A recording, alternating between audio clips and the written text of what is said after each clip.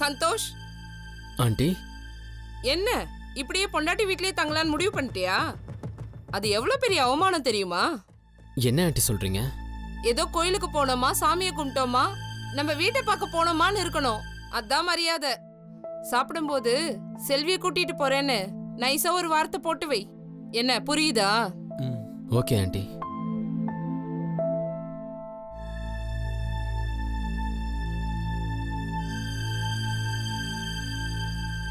ஏமாப்ல, சாப்பிடும்போது ஏதோ சொல்லணும்னு வாய் எடுத்தீங்க, ஆனா பாதி சாப்பாட்டுல எந்திரிச்சு வந்துட்டீங்களே.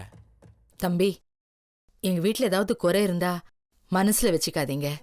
எதுவா இருந்தாலும் வெளிப்படையா சொல்லிடுங்க. கோயில்ல நீங்க தீ மிதிக்க வேண்டாம், பிரபா மிதிக்கட்டும்னு சொன்னத நீங்க தப்பா நினைச்சுக்காதீங்க. ஏன்னா அது வேண்டுதலுக்காக நான் சொன்னது. அதை நீங்க ஒன்னும் பெருசா எடுத்துக்காதீங்க. ஐயோ, அதெல்லாம் ஒண்ணும் இல்லம்மா. நீங்க என்ன சொன்னாலும் செல்வி மேல இருக்கிற அக்கறையில தான் சொல்லுவீங்கன்னு எனக்கு தெரியும். ஆனா நான் சொல்ல வந்த விஷயமே வேற. ஆனா அதை எப்படி சொல்றதுன்னே எனக்கு தெரியல. பரவாயில்ல மாப்ள, எதுவா இருந்தாலும் வெளிப்படையா சொல்லுங்க. எதா இருந்தாலும் மனசுக்குள்ளே வச்சிருந்தீங்கன்னா அது நமக்கும் நல்லது இல்ல, நம்ம குடும்பத்துக்கும் நல்லது இல்ல. பிராங்கா சொல்லிடு சந்தோஷ். எதுக்கு தயங்குற? நீ என்ன தப்பாவா சொல்ல போற? தம்பி ஏதோ ஒரு விஷயத்த சொல்றதுக்கு தயங்குறாருனா மடி, அது உனக்கு தெரிஞ்சிருந்தா என்ன ஏதுன்னு நீயே சொல்லிட. சொல்லலாமா? ஆனா சந்தோஷ் சொன்ன மாதிரி உங்க அன்பெல்லாம் பார்க்கும்போது எனக்கு எப்படி சொல்றதுனே தெரியல. ஆனா அதை எப்படி சொல்றதுன்னு எனக்கு தெரியும். மா, சொல்ல வேணாமா? மா, அது எதுவா இருந்தாலும் மத்தவங்க மனசு புண்படாத மாதிரி சொல்லுங்க. என்ன விஷயமா? எதுவா இருந்தாலும் நாங்க தப்பா எடுத்துக்க மாட்டோம். தைரியமா சொல்லுமா. இல்லம்மா, செல்வியோட ட்ரீட்மெண்ட் எல்லாமே பாதியிலே நிக்குது. இந்த 10 நாள்லயே 3 செஷன் மிஸ் ஆயிடுச்சு. ஹிப்னாட்டிசம், மெடிடேஷன் எல்லாமே இன்னும் 10 வாரத்துக்கு மெயின்டைன் பண்ணாதா அவளுக்கு ஞாபக சக்தி திரும்ப வர வாய்ப்பு இருக்குன்னு டாக்டர் சொல்லிருக்காரு. அதுக்கு இங்க இருந்தே ஹாஸ்பிடல் போலாமே. அதெல்லாம் இங்க இருந்து போக முடியாது. இவங்கெல்லாம் லோக்கல் டாக்டர்ஸ் இல்ல, ஃபாரின்ல படிச்ச டாக்டர்ஸ். சந்து பொந்துக்கெல்லாம் கூப்பிட்டா செதறி ஓடிடுவாங்க. அதெல்லாம் உங்களுக்கு புரியாது. ஆன்ட்டி சொல்றது உண்மைதான். கயல், உங்ககிட்ட மாயா கேஸ் ஃபைலை டவுன்லோட் பண்ணி கொடுத்தாங்களா? கொடுத்தாங்க. ஆனா நான் கோயிலுக்கு போற அவசரத்துல படிக்கல.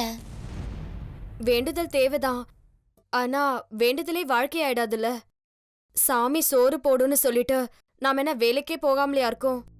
வேலைக்கு போய் உழைச்சாதானே சாமி சோறு போடும். அதே மாதிரிதான் இதுவும். அவளும் ரெகுலரா ட்ரீட்மெண்ட் எடுத்தே ஆகணும். ட்ரீட்மெண்ட் வேணான்னு நினைச்சா அது நாமளே செல்விக்கு செய்யற துரோகம் மாதிரி ஆயிடும். ஆண்டி, இது ட்ரமாட்டிக் அம்னீஷியா, சாதாரண ஞாபக மறதி இல்ல. மூளைய தொட்டா பொழைக்கிறதே கஷ்டம். அவளுக்கு மூளையில ஒரு பாகத்தை சர்ஜரி பண்ணிருக்காங்க. சொல்ல போனா அவ 1 வருஷத்துக்கு வெளியவே வரக்கூடாது. நீங்க ஆசையா கூப்பிட்டதுனாலதான் அவ சாப்பிடுற சாப்பாட பத்தியே நாங்க சொல்லல. இந்த சாப்பாடு, மீன் குழம்பெல்லாம் அவ சாப்பிடவே கூடாது. வெறும் fresh fruits and boiled vegetables, diet food அந்த மாதிரிலாம் தான் அவ சாப்பிடணும். உங்களுக்கு புரியும்னு நினைக்கிறேன் கயல். புரியுது மாயா. தேங்க்ஸ். மடி, என் பேத்தி குணமானா அதுவே எனக்கு போதும்மா. நீ இருக்கல்ல, அவளை நல்லபடியா பார்த்துப்பேன்னு நான் நம்புறேம்மா. மா,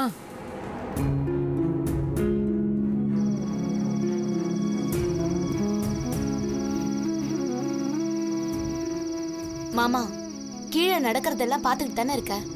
வந்து வேணான்னு ஒரு வார்த்தை சொன்னா குறைஞ்சா போயிடுவ. வார்த்தைக்கு வார்த்தை செல்வி செல்வின்னு சொல்லிட்டு இருப்ப. இப்ப ஏன் வாயிடுச்சு போய் நிக்கிற? நீ வந்து வேணான்னு சொல்லு மாமா. அக்கா ரொம்ப பாவம். அது இன்னும் கொஞ்ச நாள் நம்ம கூட இருந்துச்சுன்னா ஓரளவுக்காவது குணமாகும். அத சொன்னா அந்த வீட்டு ஆளுங்களுக்கு புரிய மாட்டேங்குது. நீ இப்படி இருப்பேன்னு நான் கொஞ்சம் கூட எதிர்பார்க்கல மாமா. அக்கறை காட்டினாலும் அதிகமா காட்டுற, அலட்சியப்படுத்தினாலும் அதிகமா படுத்துற. அது எப்படி? நீங்க செஞ்சா அது நல்லது, அதுவே அடுத்தவங்க செஞ்சா அது கெட்டது, அப்படிதானே? அதானே உன் கோவத்துக்கு காரணம். ஏய், கொஞ்சம் நிறுத்துறியா?